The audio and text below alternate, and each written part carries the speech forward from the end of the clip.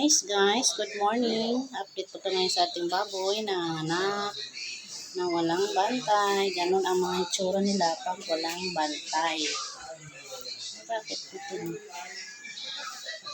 Yan lang. Ang anak na walang bantay. Tapos may naano po na dalawa na. Dali lang. Yan. Sayang po yan na anak kasi yung si Mami. Si Mami na walang bantay. Kagabi pa siguro. Kaya nawala yung dalawa niyang baby. Ito na lang po yung naiwan. Yan, naiwan. Ang dudumi. Grabe ang dudumi nila kasi wala nga bantay na anak si Mami nila.